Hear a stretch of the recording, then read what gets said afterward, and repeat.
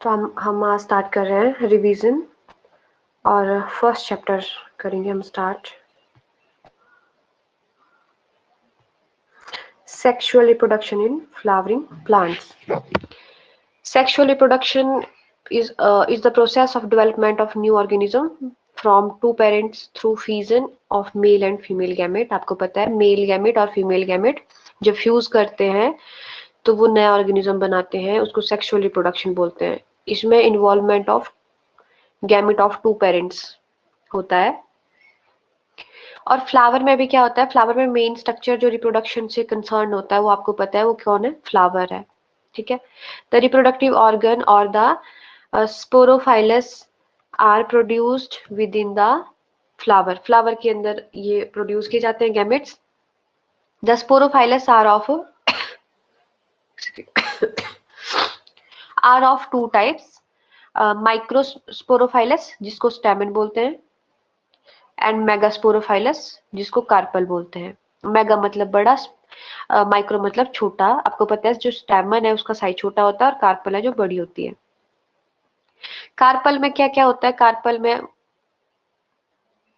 एक second,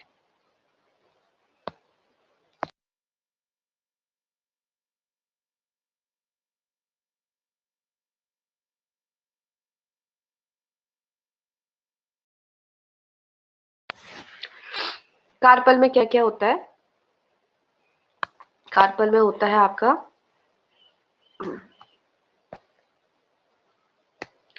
ovary होती है।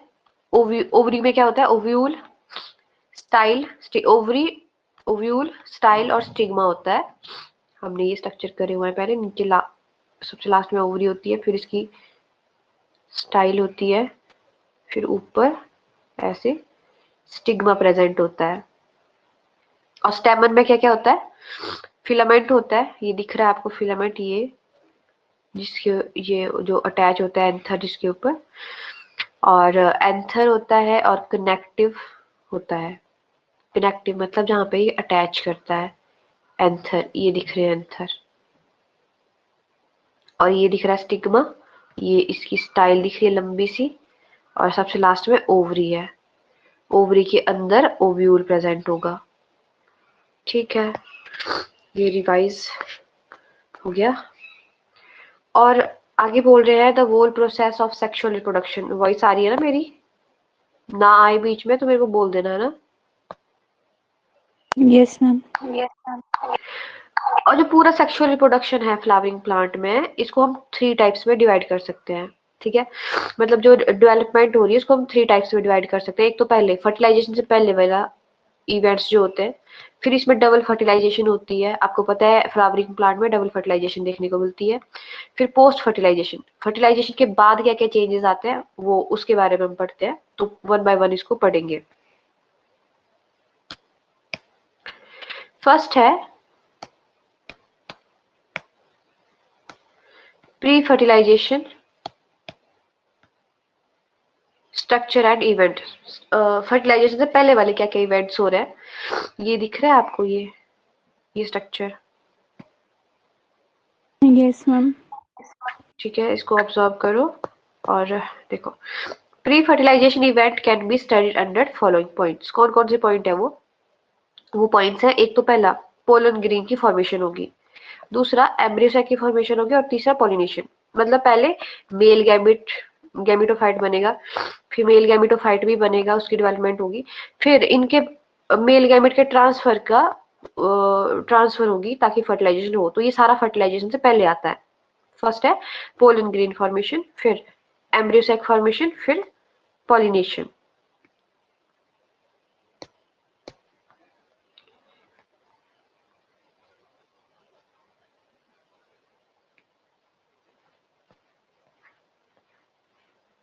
और फोर्थ पॉइंट भी है। फोर्थ पॉइंट है कि जब ये पहुंच जाएगा, जब ये पोलन ग्रेन पहुंच जाएगा तो वहां पे क्या होगी, पिस्टन और पोलन की इंट्रैक्शन होगी। जब स्टिग्मा के ऊपर पोलन ग्रेन इधर पहुंच जाएगा तो इधर पता है आपको, इधर इंट्रैक्शन होगी इनके बीच में और कई केमिकल प्रोसेस होगी यहाँ पे आइडेंटिफिकेशन होगी कि ये हमारा स्पीशीज का पोलन ग्रेन है भी कि नहीं है, ठीक है। फिर पोलन ग्रेन फॉर्मेशन, पहला पॉइंट है पोलन ग्रेन फॉर्मेशन। जो आपका मेल रिप्रोडक्टिव यूनिट है जिसको आप स्टैमेन बोलते हैं। स्टैमेन क्या है, एक मेल रिप्रोडक्टिव यूनिट है एंजियोस्पर्म का, और इसमें होता है एंथर और फिलामेंट होता है। जो एंथर होता है वो बाइलोब्ड होता है, मतलब दो लोब बनी होती है, एक ऐसे और दूसरी ऐसे। यहाँ पे इसका कनेक्टिव होता है जहाँ पे फिलामेंट अटैच होती है। और the lobe and close four pollen sac, इन लोब्स में क्या होता है, फोर पोलन सैक प्रेजेंट होती है। ऐसे एक लोब ऐसे, दूसरी ऐसे, और इन दोनों में ही दो दो पोलन सैक प्रेजेंट होते हैं। और इसको माइक्रोस्पोरेंजिया भी बोलते हैं, माइक्रोस्पोरेंजिया भी बोलते हैं इसको। Each lobe sac, sorry each pollen sac या microsporangia contain number of pollen grain, इनके अंदर पोलन ग्रेन्स बनते हैं। और four sac lie in four corners of a dithecous anther, दो थिक्का है तो इसलिए डाइथिकस बोलेंगे इसको। और ये सारे कॉर्नर पे रहते हैं, साइड साइड में, चारों के कोनों के साइड में, कोनों पे। डाइथिकस एंथर क्या है, an anther that contain two lobes. Di से पता ही चल रहा है आपको, डाई मतलब टू, थिकस मतलब ये थिका बोलेंगे इसको, वन थिका, ये सेकंड थिका है। That are joined together by a non sporangious tissue called as connective. बोला मैंने कि यहाँ पे बीच में जुड़े होते हैं, उसको क्या बोलते हैं, कनेक्टिव बोलते हैं, ठीक है। और नॉन स्पोरेंजियस टिश्यू होता है ये। The anther wall is made up of four layers of cell. Anther की जो वॉल होती है वो चार, ये वाला जो लोब्स है ये चार लेयर्स की बनी होती है। वो चार लेयर कौन कौन सी है, पहले तो dehisces by slit of liberate pollen, to liberate pollen grain. जब ये क्या हो जाता है, एंथर पूरी तरह से इसके पोलन ग्रेन मैच्योर हो जाते हैं, तो ये इसमें क्या होता है, डाइशियस, मतलब ये स्प्लिट हो जाता है और यहाँ से लिबरेट हो जाते हैं, सारे के सारे पोलन ग्रेन यहाँ से बाहर निकल जाते हैं। फिर है एंथर की डेवलपमेंट कैसे कैसे होती है। एंथर की development, the anther development start from a mass of homogeneous meristematic cell. आपको पता है मेरिस्टेमेटिक सेल क्या होते हैं, अनामिका बताओ।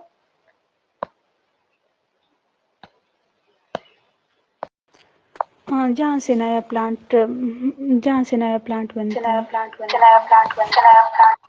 सिंपली बोलोगे मेरिस्टेमेटिक सेल वो सेल होते हैं जिनमें डिवाइडिंग कैपेसिटी, डिवाइडिंग सेल्स होते हैं बेसिकली ये।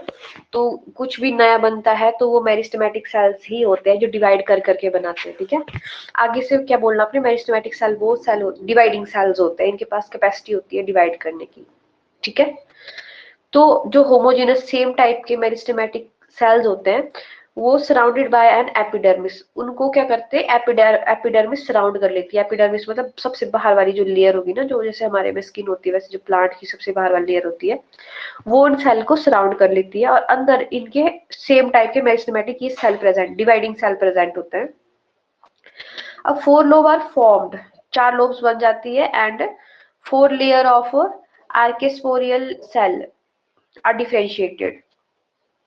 मतलब जब ये एंथर बन रहा होगा उस टाइम की बात है ये। आर्केस्पोरियल सेल्स कौन कौन से हैं, अ सेल और a group of primitive cell. जो पहले वाला सेल होगा जहां से स्टार्ट हो, जिस सेल से डिवीजन स्टार्ट हुआ और एंथर बना, that form cells from which spore are developed, उनको आर्केस्पोरियल सेल बोलते हैं। जो पहले वाले सेल, प्रिमिटिव मतलब पुराना वाला सेल जो था उससे बना है पूरा वो वाला सेल। ये सेल क्या करते हैं, डिवाइड करते हैं to form two type of cell. दो टाइप के सेल बनते हैं, एक बनता है प्राइमरी पेराइटल सेल, एक बनता है primary sporogenous cell. Parietal cell से क्या होता है, ये भी फिर से डिवाइड करता है, बहुत बार सेवरल टाइम्स डिवाइड करता है, और ये एंथर की वॉल्स बनाता है। कौन बना रहा है, पेराइटल सेल बना रहे हैं वॉल, याद रखना। और स्पोरोजिनस सेल क्या कर रहे हैं, ये इनमें थोड़ा कम डिवीजन होता है और ये बनाते हैं फॉर्म द माइक्रोस्पोर और pollen mother cell, PMC, pollen mother cells बना रहे हैं, ठीक है। हो जाएगा याद किससे, आपके जो आर्चिस्पोरियल सेल्स हैं, जो प्रिमिटिव वाला सेल है वो पहले क्या कर रहा है, डिवाइड हो रहा है, टू टाइप्स के सेल बना रहा है, एक प्राइमरी पेराइटल सेल, एक बना रहा है ये स्पोरोजिनस सेल।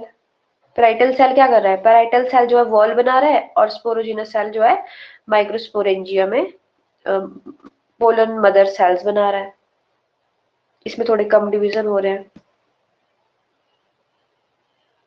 क्लियर है यहाँ तक?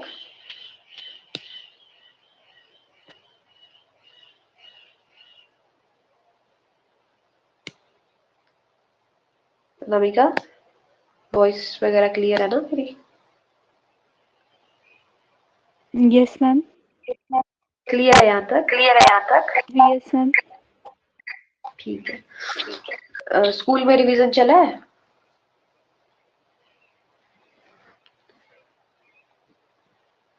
यस मैम चला है।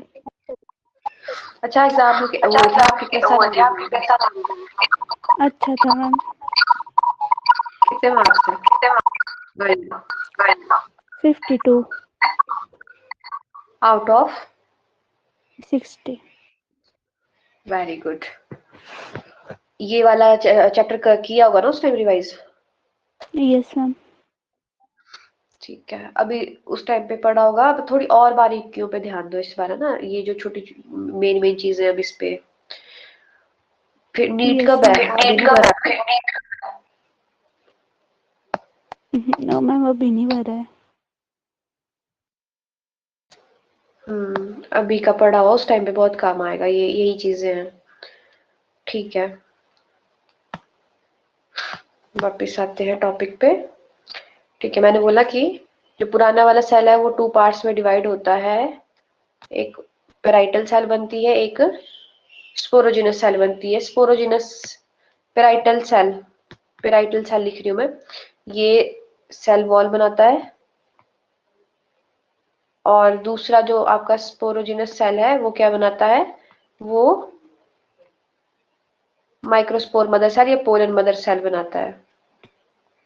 ठीक है, इसमें थोड़े कम डिवीजन होते हैं, इसमें ज्यादा डिवीजन होते हैं, सेवरल। ठीक है, और innermost layer of cell wall, अब सेल वॉल की बात हो रही है, that lie in contact with the PMS. क्योंकि आपको पता है ये अंदर है, सबसे बाहर तो एपिडर्मिस है। यहाँ बना देती हूँ, ऐसे यहाँ कनेक्टिव है, यहाँ पे सबसे बाहर तो ये तो एपिडर्मिस है, सबसे बाहर वाली। उसके अंदर आपको पता है आपके 4 सैक बनने हैं ऐसे।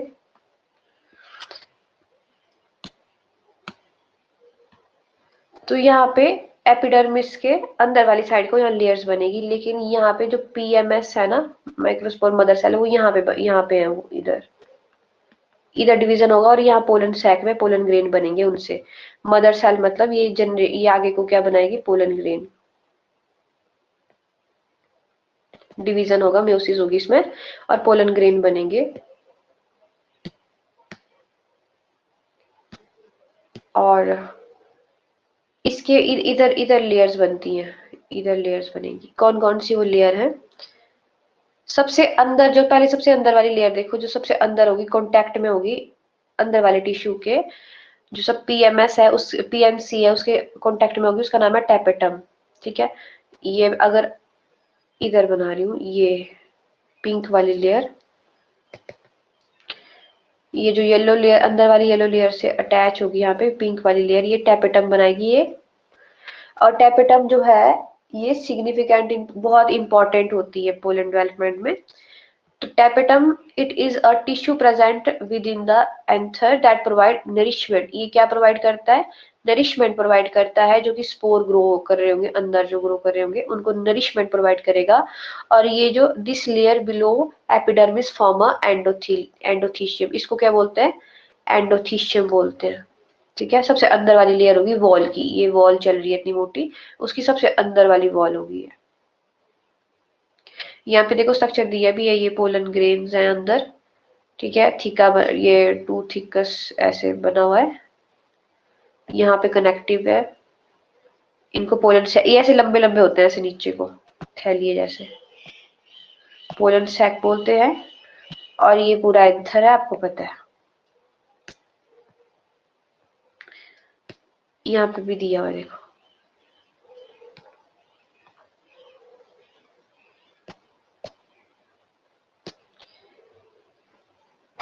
अब पहली वॉल बाहर से अंदर देखेंगे वॉल्स। पहली एपिडर्मिस। एपिडर्मिस जो है ये सिंगल लेयर की है, जो सबसे बाहर वाली बोली ना मैंने, जो सबसे बाहर वाली कवरिंग है, ये जो दिख रही है आपको सबसे बाहर दिख रही है, ये सिंगल लेयर की कवरिंग है, प्रोटेक्टिव। इसका फंक्शन होता है कि इसने प्रोटेक्ट करना है पूरे पोलन को।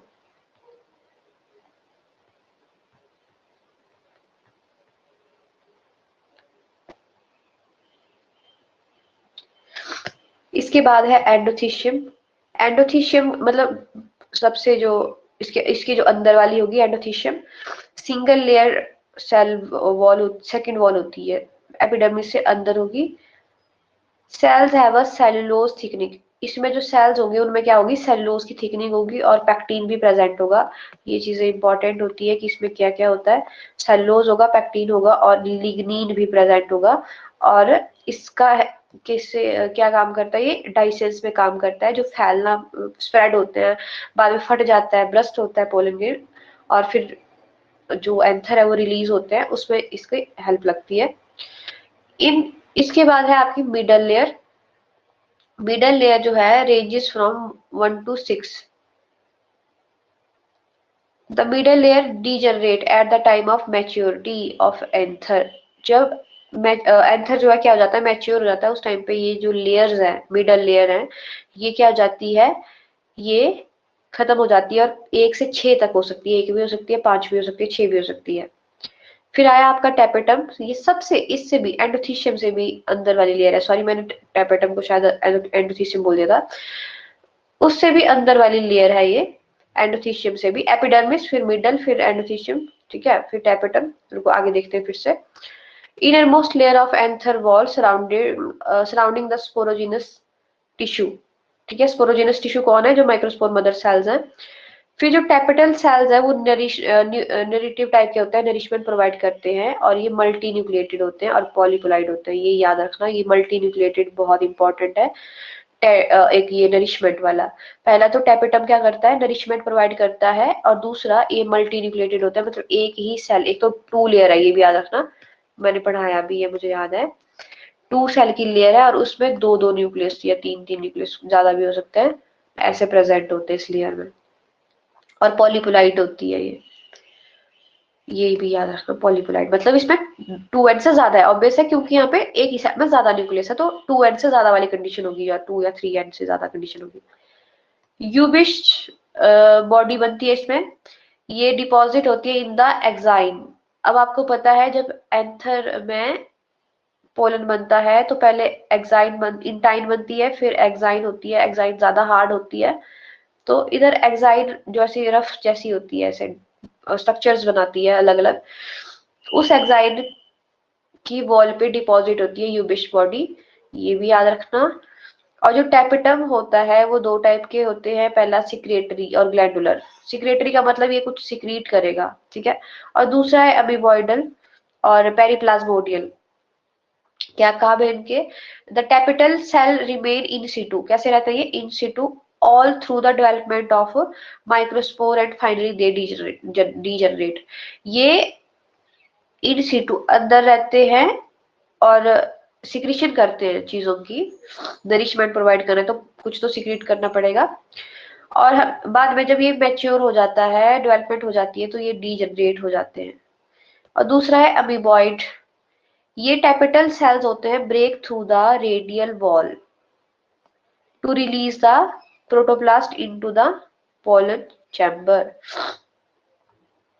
क्या करता है, ये ब्रेक हो जाते हैं, इनकी रेडियल वॉल से ब्रेक हो जाते हैं और वहां से प्रोटोप्लाज्म रिलीज करते हैं और पोलन चैम्बर में उसको छोड़ देते हैं। ये जो प्रोटोप्लास्ट होता है ये फ्यूज हो जाता है to form the पेरिप्लाज्मोडियल।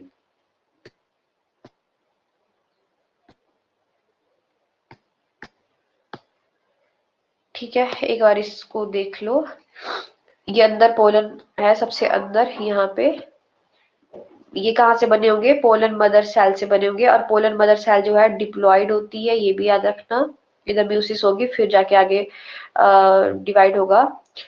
Capital layer इसके बाहर प्रेजेंट होगी यहाँ पे, फिर फाइब्रस लेयर एक प्रेजेंट होती है, फिर एपिडर्मिस प्रेजेंट होती है।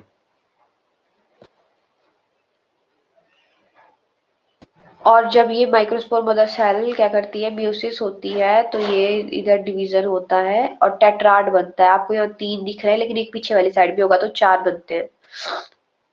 ठीक है, और फिर पोलन ग्रेन्स बनते हैं, इनमें से 4 पोलन ग्रेन डेवलप होंगे एक से।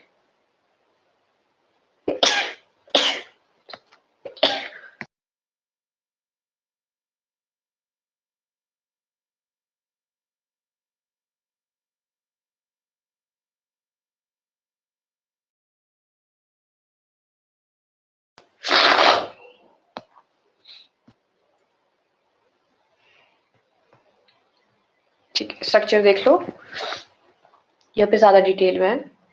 ये कनेक्टिव, सबसे बाहर वाली लेयर एपिडर्मिस, फिर उसके अंदर अंदर एंडोथीसियम, फिर उसके अंदर टैपेटम, और उसके भी अंदर स्पोरोजिनस टिश्यू, और यहाँ पे मिडल लेयर ये है टैपेटम और एंडोथीशियम के बीच में मिडल लेयर प्रेजेंट है। एंडोथीशियम और ये टैपेटम, इसके बीच में मिडल लेयर प्रेजेंट है।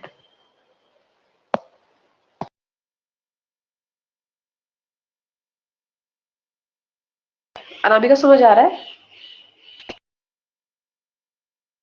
Yes ma'am.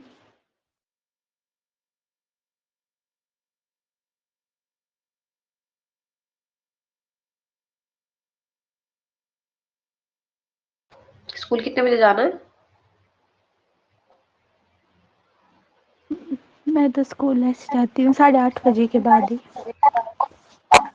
ठीक है,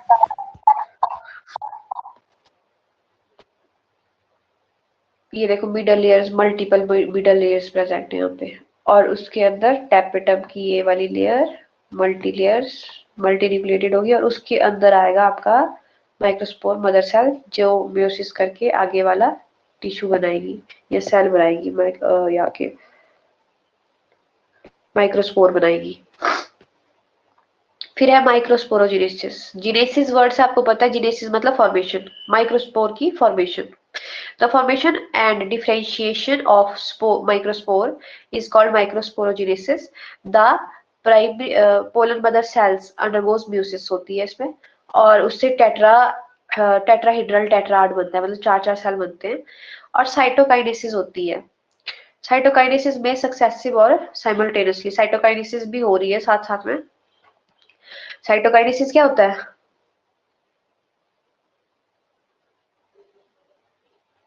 फॉर्मेशन ऑफ वॉल। हाँ ठीक है, सेल का डिवीजन बेसिकली।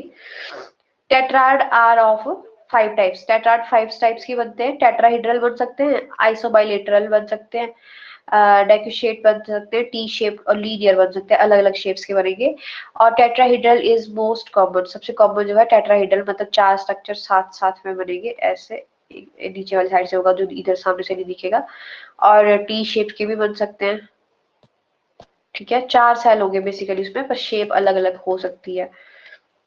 और सक्सेसिव टाइप में क्या होता है, जब सक्सेसिवली जो है साइटोकाइनेसिस होती है, the cell wall is formed after meiosis 1। Meiosis 1 हुई, सेल वॉल बन गई, और म्यूसिस 2 हुई, फिर भी सेल वॉल बन गई, एंड एन आइसोबाइलेटरल पोलन टेट्राड बन जाता है।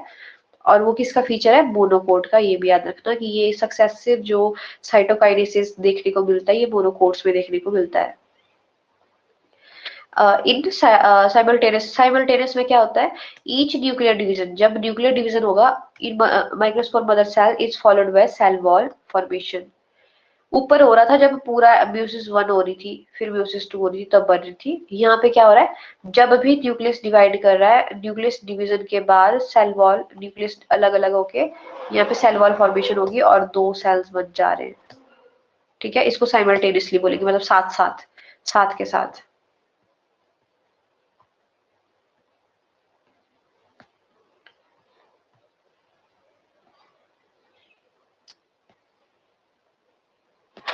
पोटेंशियल पोलन और पोटेंशियल माइक्रोस्पोर मदर सेल्स जो है क्या करती है, डिवीजन करती है और माइक्रोस्पोर टेट्राड बनाती है, और उससे क्या बनता है, पोलन ग्रेन बनता है। ये इसका एक सीक्वेंस है इस तरीके से कि सेल ऑफ स्पोरोजिनस टिश्यू आया, ये मेरिस्टेमेटिक होता है, डिवीजन करता है, क्या बनाता है, म्यूसिस करके माइक्रोस्पोरोजिनेसिस करता है, 4 हैप्लॉइड सेल बनते हैं, हैप्लॉइड हो गए, और साथ में रहते हैं फिर एंथर मैच्योर होता है, डिहाइड्रेशन होती है, डिसोसिएशन अलग होते हैं, डिहाइड्रेशन मतलब लॉस ऑफ वाटर होता है वहां से।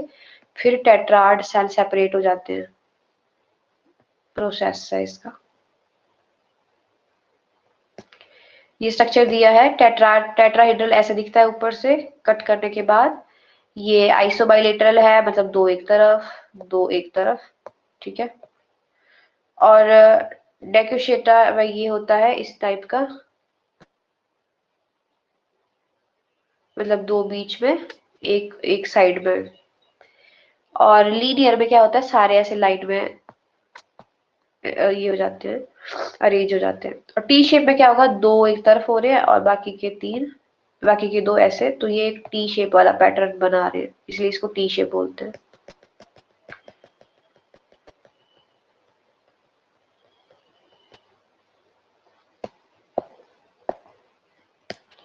The microspore are separated from the tetrahedral arrangement. ये अलग हो जाते हैं टेट्राहेड्रल अरेंजमेंट से, सबसे कॉमन यही है। They are then surrounded by a layered wall. इस इनके बाहर लेयर लग जाती है वॉल की, उसको क्या बोलते हैं, एक्साइन और इंटाइन, टू लेयर्स। इंटाइन अंदर वाली, एक्साइन बाहर वाली। The pollen grain are the first cell of the male gametophyte. Pollen grain male gametophyte का, जो मेल गैमेटोफाइट बनता है वो फर्स्ट सेल है। और जो टैपेटम है वो get used up and the anther become dry structure. ये ड्राई हो जाता है, डिहाइड्रेशन हो जाती है यहाँ पे, और टैपेटम यूज हो गया है नरिशमेंट के लिए, इतना टाइम से यूज ही हो रहा था वो। और इससे क्या हो जाएगा, this liberate the pollen by dehiscence of the anther. वो फैल जाते हैं, फट जाता है एंथर और पोलन ग्रेन सारे बाहर निकल जाते हैं। और द फोर न्यूक्लियाई, सारे के सारे चार न्यूक्लियाई इन टेट्राड, टेट्राड में जो ये सारे न्यूक्लियाई है remain attach forming compound pollen grain. ये एक कंपाउंड पोलन ग्रेन बनाने के लिए अटैच साथ साथ में रहते हैं। जंक्शस जेट्रोफा बोलते हैं उसको।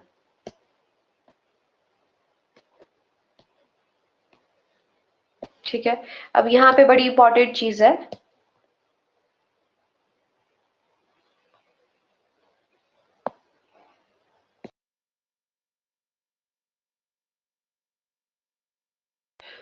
क्या है ये, इन फैमिली एस्क्लेपिडेसी, एस्क्लेपिडेसी या एस्क्लेपिडेसी और ऑर्चिडेसी, ऑर्चिडेसी है।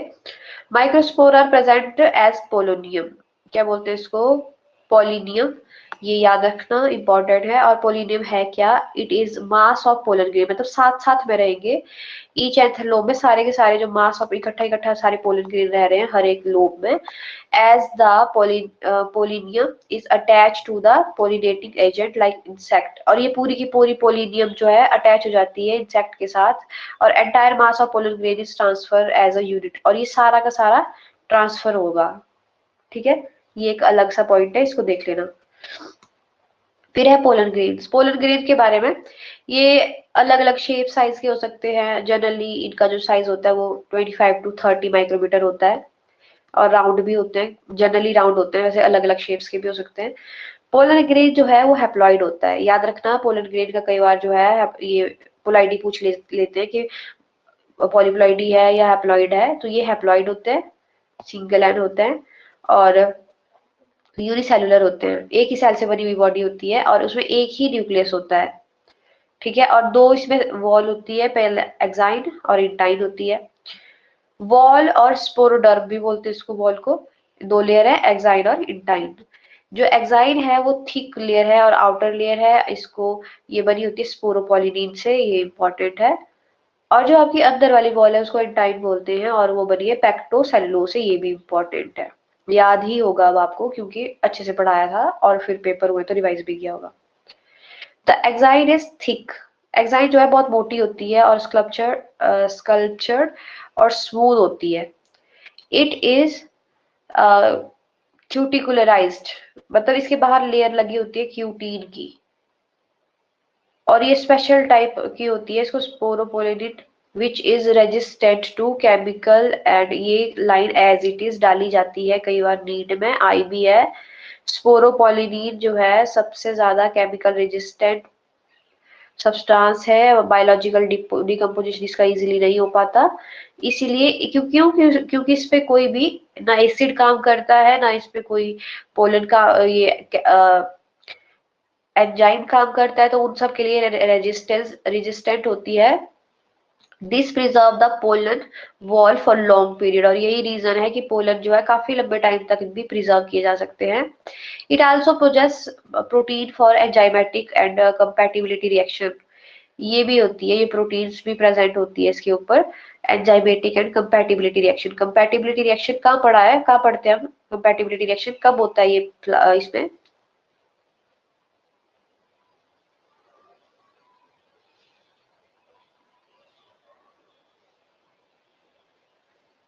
याद है? मैम रिपीट करना। कंपैटिबिलिटी टेस्ट पढ़ते हैं ना, रिएक्शन पढ़ते हैं, कंपैटिबिलिटी रिएक्शन जब पोलन ग्रेन्स का कुछ होता है, कहाँ पे होता है और क्यों होता है? पिक्स्टिल पे होता है, अपने मतलब अपने टाइप के पोलन को करने के लिए। हाँ, कहाँ पे होता है, साइट क्या है? पिस्टिल कार्पल के स्टिग्मा पे, ठीक है।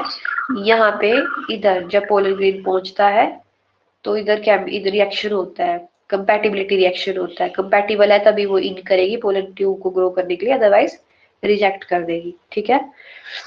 ठीक है, exine is differentiated into inner and exine और एक्ट एक्साइन, आउटर को बोलेंगे। एक्साइन भी दो पार्ट्स में डिवाइड कर दी। जो एक्ट एक्साइन है वो फर्दर डिवाइडेड है into inner continuous foot layer और middle discontinuous baculate layer, and outermost जो है वो डिसकंटिन्यूस टेक्टम होती है।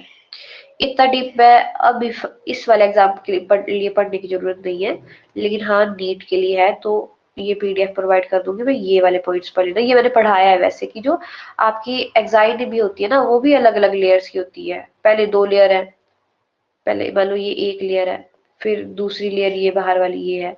अब इनमें भी अंदर वाली अलग, आउटर अलग, इनर अलग, आउटर अलग, ठीक है, ये है। फिर टेक्टम क्या है, एड द आइडेंटिफिकेशन, सबसे बाहर वाली लेयर को क्या बोलेंगे, टेक्टम, ठीक है। ये क्या करती है, आइडेंटिफिकेशन करवाती है पोलन ग्रेन की, and assigning them to their family, कि ये इसी फैमिली का पर्टिकुलर, ये जो टेक्टम है इसका जो केमिकल है वो अपनी फैमिली के लिए अलग होगा, अपनी फैमिली के ही उसको लेगी, क्योंकि स्टिग्मा पहचान लेगा कहाँ से, टेक्टम से, सबसे बाहर वाली लेयर होगी। यहाँ पे कुछ ऐसे केमिकल प्रेजेंट होते हैं कि ये स्टिग्मा पहचान लेगा कि ये मेरे ही फैमिली का मेंबर है। अपनी अपनी फैमिली, स्पीशीज और जीनस का अपना अपना होता है।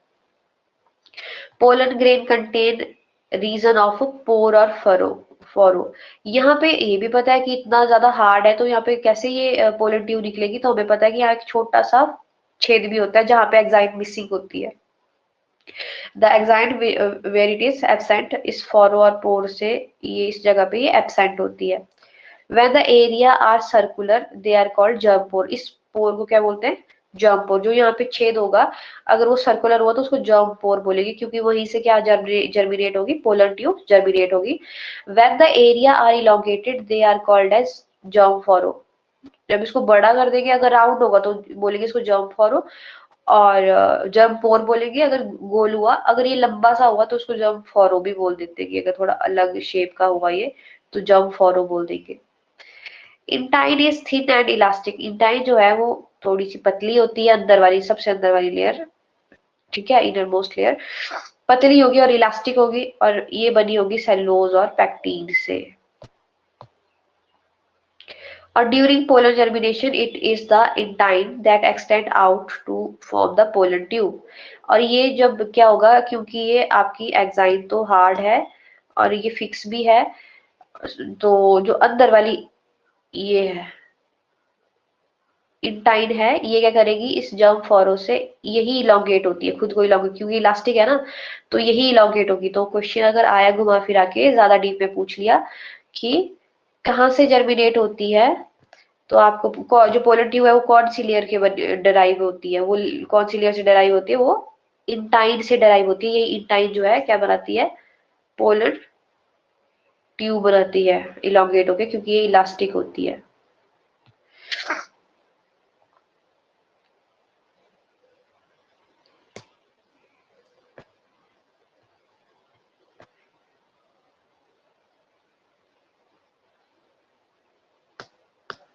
ठीक है,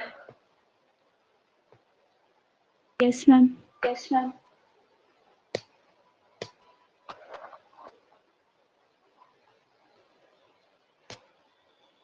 ठीक है, पोलर ट्यूब बन गई। फिर जो साइटोप्लाज्म है ऑफ द पोलर ग्रेन्स, उसमें क्या क्या होता है, स्टार्च और अनसैचुरेटेड ऑयल से रिच होता है, तो ये भी याद रखना। और इनिशियली यूनिन्यूक्लिएट होते हैं, एक ही न्यूक्लियस होता है, लेकिन बाद में ये इधर क्या हो जाता है, डिवीजन होता है। आपको पता है कि जब पोलर ट्यूब डेवलप हो रही होती है तो वहां पे फिर से डिवीजन होता है और वो 2 से 3 सेल हो जाता है, 2 सेल या 3 सेल बनता है। कई जो है पहले 2 सेल बनते हैं और 3 सेल भी उसी टाइम बन जाते हैं, और कई क्या करते हैं उसी टाइम जब वो स्टिग्मा के साथ रिएक्शन करते हैं ना, उस टाइम पे 3 सेल बनती है। ये डिफरेंस हमने किया भी था। Calotropis और जो orchids हैं, the pollen of each anther lobe formed a characteristic mass called pollinium, ये हम पढ़ भी चुके हैं। और pollen grain can be monoclopate, मतलब जिसमें एक ही जर्म पोर होगा, एक जर्म पोर होगा तो वहां से एक ही पोलर ट्यूब अराइज होगी। और बाइक्लोपेक्टेट मतलब 2 पोर होंगे तो 2 बनेगी। ट्राइक्लोपेट तो इसमें 3 जर्म पोर होगी, ये याद रखना, ये टर्मिनोलॉजी याद रखना। अभी के लिए तो नहीं, इस पेपर में तो इतना नहीं आएगा, लेकिन जो तुम्हारे फाइनल एग्जाम है उसमें तो नहीं, लेकिन नीट के लिए the branch of study of pollen is called palyno या प्लाइनोलॉजी, ये याद रख लेना, ये इंपॉर्टेंट है। ये देखो पोलन ग्रेन का स्ट्रक्चर, ये एक्साइन है, ये अलग अलग स्ट्रक्चर बनाती है, बाहर से देखने को अलग अलग तरीके से लगता है। ये जर्मिनल फॉरो है, ये एक्साइन बताई हुई है। फॉरो वही होगा जहाँ पे ये क्या होगी, एब्सेंट होगी। देखो ये वाले एरिया में एब्सेंट है, ये ट्राइक्लो उसका बताया हुआ है, ट्राइक्लोपेट का, कि इसमें 3 फॉरो है। इंटाइन इसके अंदर होगी, और ये जंप पोर अगर राउंड हुआ तो ये तो इलोंगेटेड सा है, तो जंप फॉरो बोल सकते हैं।